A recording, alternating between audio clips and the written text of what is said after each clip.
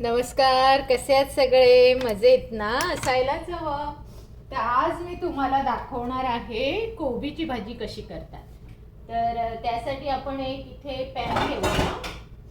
तुम्हाला हवं तर तुम्ही भांडं घेऊ शकता, पण मी पॅनमध्ये करते म्हणजे मला ते बरं पडतं ढवळायला. पण जरा जास्त असतोय म्हणून जरा मोठा पॅन घेते. कोबी जरा जास्त दिसतोय म्हणून हे बघा, हे मोठं पॅन घेते आणि त्याचं झाकण मला वाटतं इथे आहे, ते घेते. जर आयत्या वेळेस झाकण नसेल तर मग कोबी होत नाही ना. हा, हे आहे त्याचं झाकण. तर आता काय करायचं, गॅस पेटवायचा आणि छानपैकी त्याच्यावर तेल घालून घ्यायचं.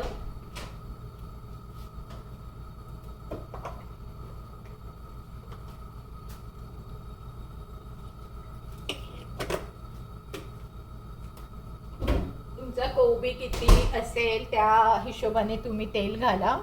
माझ्याकडे हा बघा, हा एवढा कोबी आहे, कापलेला आहे. तर इथे असे मोठेच कोबी मिळतात. तुम्ही किती लहान घ्यायचा प्रयत्न केलात तरी तो मोठाच घ्यावा लागतो, म्हणजे लहान मिळतच नाही. मग काय करणार, मग मोठाच घेते. मग एकदा नाही तर दोनदा आम्ही तो वापरतो. तर आता फक्त तेल तापायची वाट बघते. आणि मिरच्या पण बघा किती मोठ्या असतात इथे. तर आता ही मिरची सुद्धा मी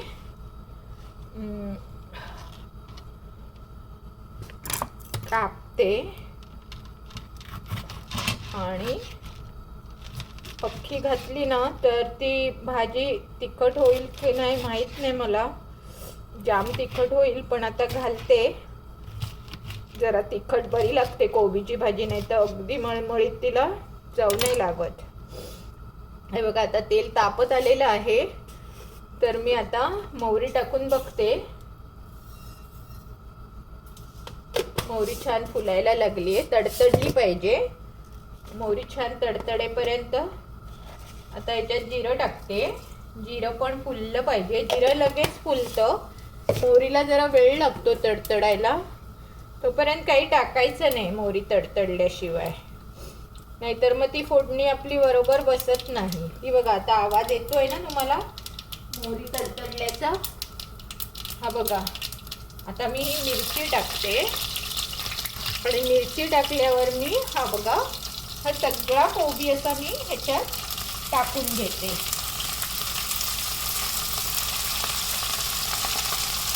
ही कोबीची ना भाजी खूप छान होते. ह्याला तुम्ही काहीच करायचं नाही आहे, म्हणजे जसं आपण कच्चा कोबी कसा खातो तशीच ही भाजी होते.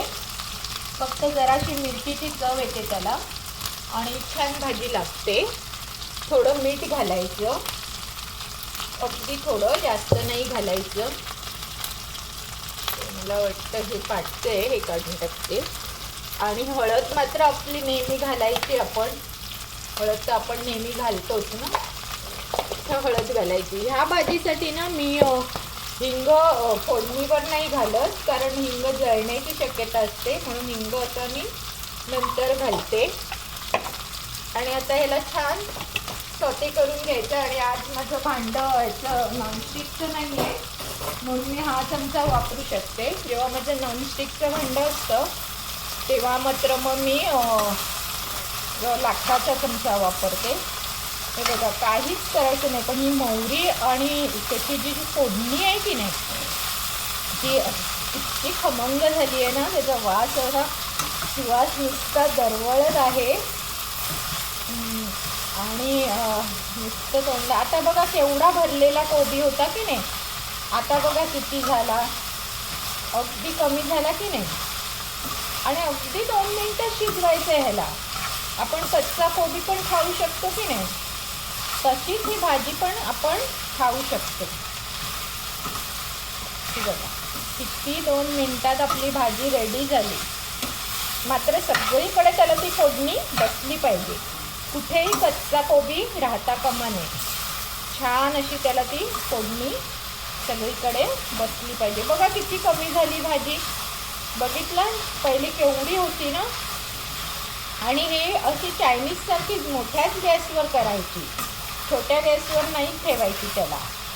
दाखवते तुम्हाला मी. हे बघा आता ह्याला ही सगळी फोडणी छानपैकी बसली आहे.